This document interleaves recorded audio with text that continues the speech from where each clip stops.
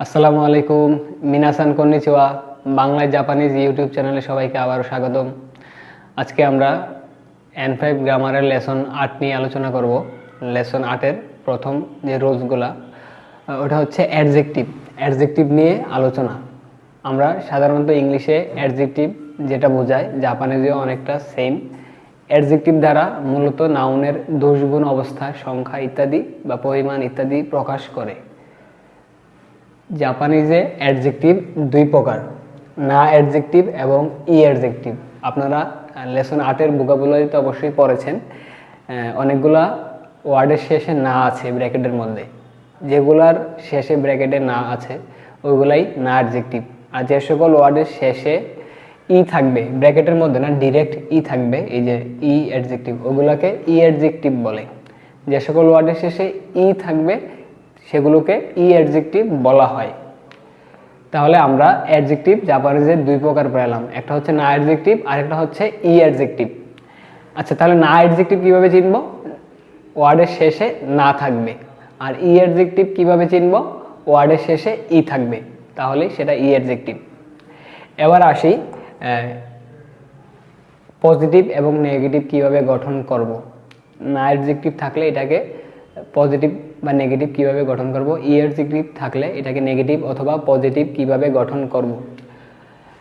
আমরা নাউনের সাথে ওয়া, তারপরে না অ্যাডজেক্টিভ, তারপরে দেশ। এখানে আবার না অ্যাডজেক্টিভের নাটা বসবে না। না অ্যাডজেক্টিভের পরে যদি দেশ থাকে তখন না অ্যাডজেক্টিভের নাটা বসে না। এটা হচ্ছে একটা পজিটিভ বাক্যের গঠন। সেন্সেই ওয়া শিনসেৎসু দেশ। এই শিনসেৎসু না আপনাদের বইয়ে দেওয়া আছে শিনসেৎসু না, কিন্তু যদি বাক্য না অ্যাডজেক্টিভের পরেই শেষ হয়ে যায় দেশ দিয়ে, তখন আর নাটা বসে না। নাটা কখন বসে এটা আমরা পরবর্তী রুলসে জানতে পারবো ইনশাআল্লাহ। আপাতত এতটুকু দেখি, নাউন প্লাস ওয়া প্লাস না অ্যাডজেক্টিভ, নাটা উঠে যাবে, দেশ বসবে। এটা একটা পজিটিভ বাক্য। কিভাবে না অ্যাডজেক্টিভকে আমরা নেগেটিভ করব? এই যে দেখেন, না অ্যাডজেক্টিভকে নেগেটিভ করার জন্য দেশ উঠে গিয়ে যা আরিমাসেন বসে, মানে সেম নাউন যেভাবে আমরা নেগেটিভ করি। এই যে নাউনের প্রথম অধ্যায়ে আমরা পড়েছিলাম যে দেশ উঠে গিয়ে যা আরিমাসেন বসলে এই বাক্যটা নেগেটিভ। এখানেও না অ্যাডজেক্টিভের শেষে দেশ উঠে গিয়ে যখন যা আরিমাসেন বসে তখন বাক্যটা নেগেটিভ হয়ে যায়। সেন্সেই ওয়া শিনসেৎসু দেশ, শিক্ষক দয়ালু। শিনসেৎসু মানে হচ্ছে দয়ালু, আর সেন্সেই মানে হচ্ছে শিক্ষক। এবার আসি এই বাক্যটাকে আমরা নেগেটিভ করব। সেন্সেই ওয়া শিনসেৎসু দেশের পরিবর্তে যা আরিমাসেন, শিক্ষক দয়ালু না। এবার আসি অ্যাডজেক্টিভ। অ্যাডজেক্টিভের শেষে দেশ থাকলে বাক্যটা পজিটিভ, আর যদি দেশের পরিবর্তে উঠে কোনায় বসে তাহলে বাক্যটা নেগেটিভ। আমরা এক্সাম্পল দেখি। নাউন ওয়া অ্যাডজেক্টিভ দেশ, এটা হচ্ছে একটা পজিটিভ বাক্যের গঠন। ফুজিয়ামা ওয়া তাকাই দেশ। ফুজিয়ামা, ফুজি পাহাড়, ওয়া তাকাই দেশ, তাকাই মানে উঁচু বা লম্বা, তাহলে তাকাই মানে উঁচু, তাহলে ফুজি পাহাড় উঁচু বা অনেক উঁচু। এক্ষেত্রে এটা একটা পজিটিভ বাক্য। আমরা এটাকে যখন নেগেটিভ করব তখন এই যে অ্যাডজেক্টিভের এইটা উঠে গিয়ে কোনায় বসবে। এখানে ফুজিয়ামা ওয়া তাকা উঠে গিয়ে কোনায় যুক্ত হয়েছে, তাকা কোনাই দেশ। ফুজি পাহাড় উঁচু নয়, উঁচু নয়। এদিকে দেখি, অ্যাডজেক্টিভকে নেগেটিভ করার জন্য অ্যাডজেক্টিভের শেষের উঠে গিয়ে কোনায় বসবে। যেমন ফুজিয়ামা ওয়া তাকাই উঠে গিয়ে তাকা কোনায় হয়েছে, তাকা কোনায় দেশ। এবার আসি নাউন ওয়া অ্যাডজেক্টিভ দেশ কা। একটা অ্যাডজেক্টিভ দিয়ে আমরা কিভাবে প্রশ্ন করব। আমরা জানি বাক্যের শেষে দেশের পরে কা যুক্ত করলেই সেটা প্রশ্ন হয়ে যায়। পেকিন ওয়া সামুই দেশ কা। পেকিন মানে বেজিং, ওয়া সামুই মানে ঠান্ডা, দেশ কা পেকিন কি ঠান্ডা বা পেকিনে কি এখন শীত, এরকম। যদি বাক্যটা নেগেটিভ হয় এ সামু, আমরা নেগেটিভ করার জন্য জানি অ্যাডজেক্টিভের ওঠে কোনায় বসে, যে সামুই থেকে সামু কোনাই দেশ, না ঠান্ডা না। আর যদি পজিটিভ হয় তাহলে হাই সামুই দেশ। পেকিন ওয়া সিজুকা দেশ কা। পেকিন কি নীরব বা শান্ত। সিজুকা একটা না অ্যাডজেক্টিভ, এটার সাথে না থাকে, সিজুকা না। তো তো আমরা জানি না অ্যাডজেক্টিভের পরে যদি দেশ থাকে তাহলে নাটা বসে না, যেটা আমরা এখানে দেখেছিলাম। না অ্যাডজেক্টিভের পরে যদি দেশ থাকে তখন আর না বসে না। এখন আমাকে প্রশ্ন করা হয়েছে পেকিং কি বা বেজিং কি শান্ত বা নীরব। আমি যদি না বলি তাহলে ইয়ে শিজুকা, যেহেতু এটা না অ্যাডজেক্টিভ তাহলে আমাকে দেশ উঠে যা আরিমাসেন বসাতে হবে। শিজুকা ইয়ে শিজুকা যা আরিমাসেন না। পেকিং ঠান্ডা না। লেসন 8-এর পরবর্তী রুলসটি হচ্ছে নাউন 1, তারপরে না অ্যাডজেক্টিভ, এর সাথে নাটা বসবে, তারপরে নাউন 2 দেশ। আমরা এর আগে একটা রুলস পড়েছিলাম, ওইখানে নাউন 1 না অ্যাডজেক্টিভ তারপরে দেশ, এখানে আর নাউনটা ছিল না, তখন আবার না অ্যাডজেক্টিভের সাথে নাটা উঠে গেছিল। তো আমি ওই সময় বলছিলাম যে নাটা কখন বসবে তা আমরা পরবর্তী রুলসে জানতে পারবো। ওই রুলসটাই এটা, এই যে না অ্যাডজেক্টিভের পরে যদি নাউন থাকে তাহলে না অ্যাডজেক্টিভের না বসবে। এখানে না অ্যাডজেক্টিভের পরে এই যে নাউন একটা আছে, এই যার কারণে এখানে না অ্যাডজেক্টিভের সাথে নাটা বসবে। যেমন মিরাসান ওয়া শিনসিৎসু না হিতু দেশ। মিরাসান হচ্ছে নাউন 1, এটা না অ্যাডজেক্টিভ, আর হিতু আরেকটা নাউন, নাউন 2 দেশ। এখানে হিতু পরবর্তীতে একটা নাউন, যার কারণে এর পূর্বে না অ্যাডজেক্টিভের সাথে নাটা বসেছে। মিরাসান ওয়া শিনসেৎসু দেশ, আমরা যে প্রথম রুলসটা পড়ছিলাম এই অধ্যায়ের, মিরাসান ওয়া শিনসেৎসু দেশ, তখন এদিকে শিনসেৎসু মানে না অ্যাডজেক্টিভ, এরপরে আর নাউন ছিল না, যার কারণে এখানে নাটা বসে নাই, শুধু দেশ ছিল, এই জন্য নাটা উঠে গেছে। পরবর্তী রুলস সেন্টেন্স 1 তারপরে গা, সেন্টেন্স 2। দুইটা বাক্যকে আমরা যখন যুক্ত করব তখন পরবর্তী রুলসটি হচ্ছে সেন্টেন্স 1 তারপরে গা পার্টিকেল তারপরে সেন্টেন্স 2। যখন দুইটা বাক্যকে আমরা যুক্ত করব, কিভাবে যুক্ত করব তার একটা এক্সাম্পল দেওয়া হয়েছে। দুইটা বাক্যকে যুক্ত করার সময় যদি একটি বাক্য অপর বাক্যের বিপরীতমুখী হয় তাহলে প্রথম বাক্যের শেষে গা বসবে। গা এখানে কিন্তু অর্থে বসবে।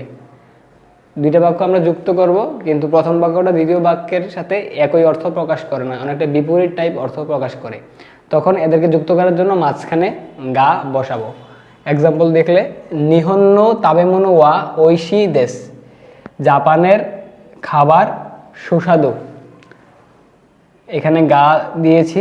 তাকাই দেশ, দামি।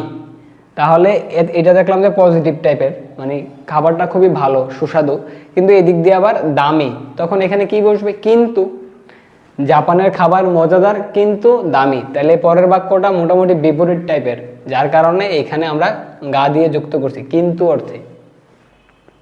এবার আসি আরেকটা এক্সাম্পল, সেন্টেন্স 1 সোচতে সেন্টেন্স 2। যদি দুইটি বাক্য পরস্পর বিপরীতমুখী না হয়, একই ধরনের হয়, দুইটি বাক্যকে যুক্ত করার সময় দ্বিতীয় বাক্যের শুরুতে সোচতে বসে।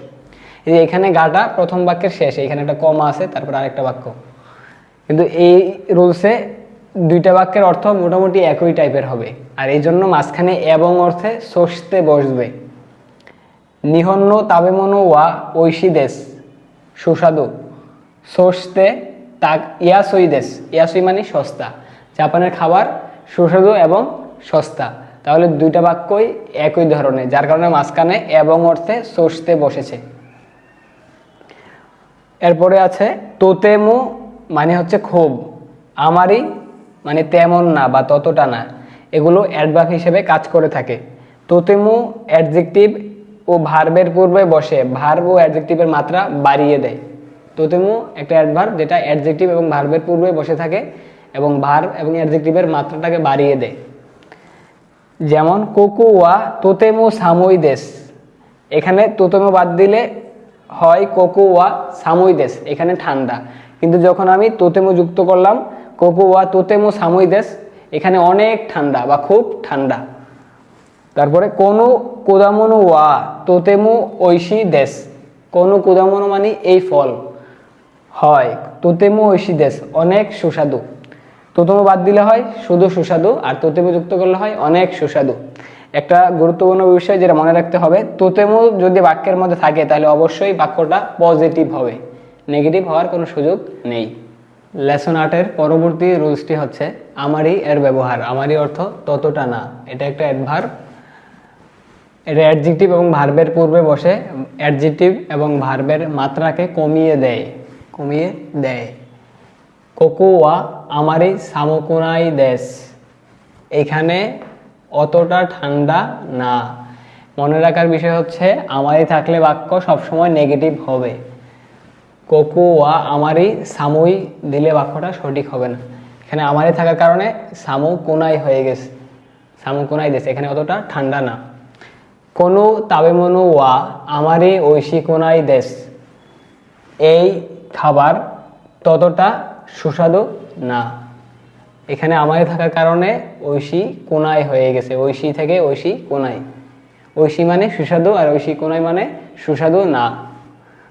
পরবর্তী রুলস হচ্ছে নাউন প্লাস ওয়া দো দেশকা, অর্থাৎ এই নাউনটি কেমন, এই নাউনটি কেমন, কোনো নাউন কেমন সেটা জানতে যাওয়ার জন্য এই ধরনের প্রশ্ন করা হয়। এটা দিয়ে শ্রোতার দেখা, অনুভব করা, অভিজ্ঞতা জানতে চাওয়া হয় এবং উত্তর হিসেবে অবশ্যই একটা অ্যাডজেক্টিভ বসবে। যেমন নিহন্নো সেইকাৎসু ওয়া দো দেশকা, জাপানের জীবনযাপন কেমন। এটা আমি কাকে করতে পারবো? যিনি জাপানে আছেন, যিনি অনুভব করেছেন, দেখেছেন, তাকে অভিজ্ঞতা জানতে চাওয়ার জন্য এই প্রশ্নটা আমি করতে পারবো, জাপানের জীবনযাপন কেমন। উত্তর হিসেবে অবশ্যই অ্যাডজেক্টিভ আসবে। এটাকে আমি নিজের মতো করে বিভিন্নভাবে উত্তর দিতে পারি। বলতে পারি তানুশি মানে উপভোগ্য, ইসুগাশি অনেক ব্যস্ত, তানুশি দেশগা ইসুগাশি দেশ, উপভোগ্য কিন্তু অনেক ব্যস্ত।